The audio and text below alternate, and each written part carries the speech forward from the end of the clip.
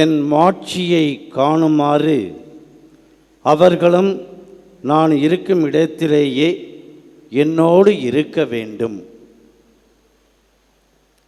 இறையேசுவில் பிரியமான சகோதர சகோதரிகளே, ஆரோக்கிய அன்னையின் அன்பு பக்தர்களே, நம் ஆண்டவர் இயேசு கிறிஸ்துவின் அற்புதமான ஆசீர்வாதமாக இன்று நமக்கு அமைவது இதோ அவருடைய தந்தையிடத்திலே கேட்ட வேண்டுதல், என்னுடைய மாட்சியை காணுமாறு அவர்கள் என்னோடு இருக்கட்டும். இந்த வாரம் முழுவதுமே இறை வார்த்தைகளிலே நாம் பார்க்கின்றோம். ஆண்டவர் இயேசு கிறிஸ்து நம்மோடு இருப்பதற்காக எல்லா வகையான ஜெபத்தையும் ஏறெடுக்கின்றார். அவர் நம்மோடு இருக்கிறார் என்பதே நமக்கு பலமாக, வலிமையாக, ஆற்றலாக, உந்து சக்தியாக இருந்தது.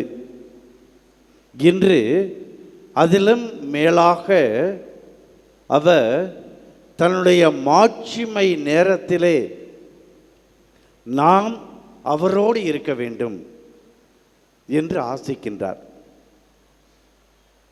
பொதுவாகவே பார்க்கின்றோம், ஒரு மனிதன்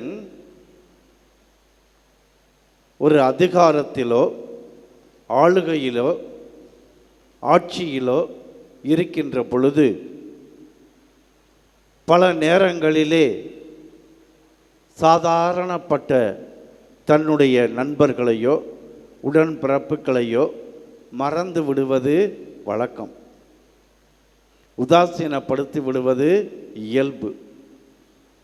ஆனால் இங்கு ஆண்டவர் இயேசு கிறிஸ்து அருமையான ஆசீர்வாதமாக அவர் மாட்சியிலே இருக்கின்ற பொழுது நாமும் கூட இருக்க வேண்டும் என்று விரும்புகின்றார்.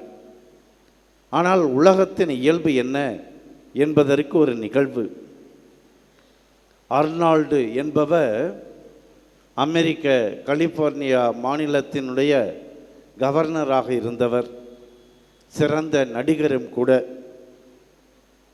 அவர் பெரிய ஒரு 5 நட்சத்திர விடுதி ஒன்றை திறப்பதற்காக அழைக்கின்றார்கள். அவரும் சொல்கின்றார். அங்கே பார்த்தால் அவருடைய உருவ சிலையை அந்த ஓட்டலுக்கு முன்பாக வெண்கலத்திலே நிறுத்தி வைத்திருக்கின்றார்கள். அருமையாக இருந்தது. அச்சு அசலாக அர்னால்டு போலவே அந்த சிலையும் கம்பீரமாக இருந்தது. அப்பொழுது அந்த ஓட்டலுடைய உரிமையாளர் சொல்லுகின்றார், நீங்கள் எப்பொழுது வேண்டுமானாலும் இங்கு வரலாம், உங்களுக்காக எப்பொழுதும் ஒரு அறையானது ஒதுக்கப்பட்டிருக்கும், கவலைப்படாதீர்கள், அது இலவசமாக நாங்கள் உங்களுக்கு கொடுக்கக்கூடிய ஒரு நன்மதிப்பாகும் என்று சொல்லுகின்றார். சில ஆண்டுகள், காலத்தினுடைய மாற்றங்கள், அவர் கவர்னர் பதவியை இழந்து தன்னுடைய நடிப்பிலும் சற்று தொய்வடைந்து வாழ்விலும் வலுவிழந்து எங்கும் அங்குமாக அலைந்து கொண்டிருக்கக்கூடிய நேரம், திடீரென்று அந்த இடத்திற்கு செல்கின்றார், அந்த ஓட்டலுக்கு செல்கின்றார்.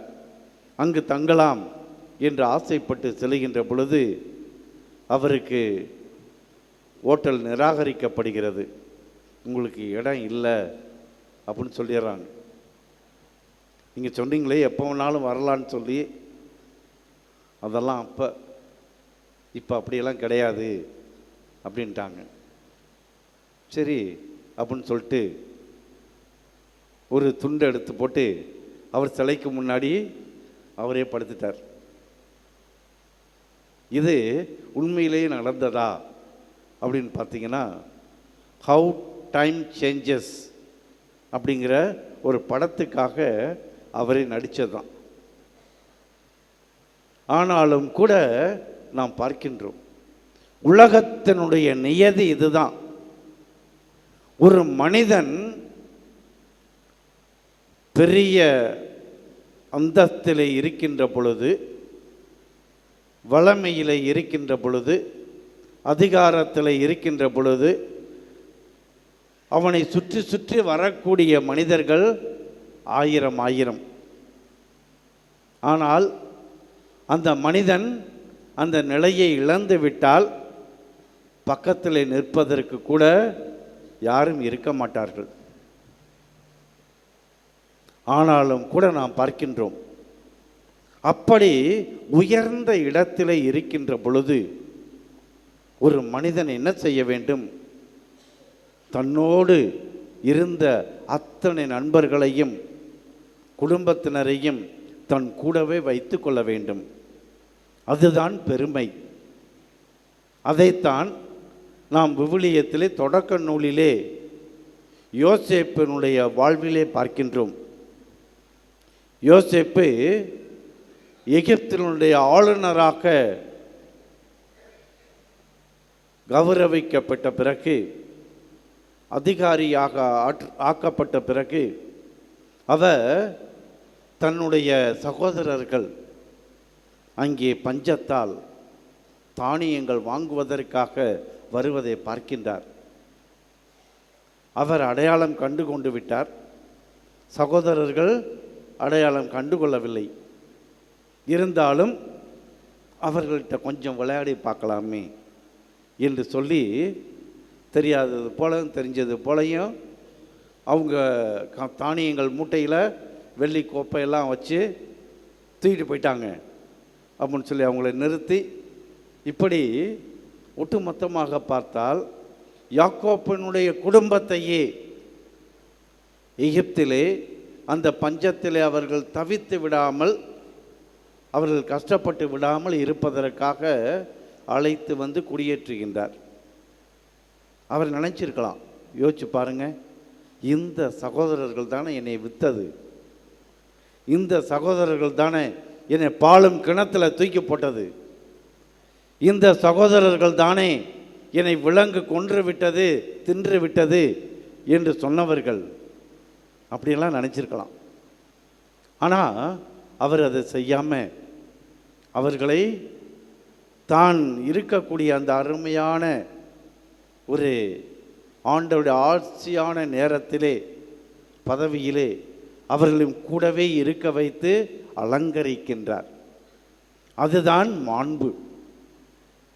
அதையே நம் ஆண்டவர் இயேசு கிறிஸ்து இன்றைய நற்செய்தியிலே நமக்கு வாக்குறுதியாகவும் தருகின்றார். எப்படி தொடக்கத்திலிருந்தே மாட்சிப்படுத்தி இருக்கின்றீர், நீர் என்னிடம் ஒப்படைத்தவர்கள் அத்தனை பேருமே நான் மாட்சியை இருக்கின்ற பொழுது அந்த மாட்சியை காணுமாறு அவர்கள் என்னோடு இருக்க வேண்டும்.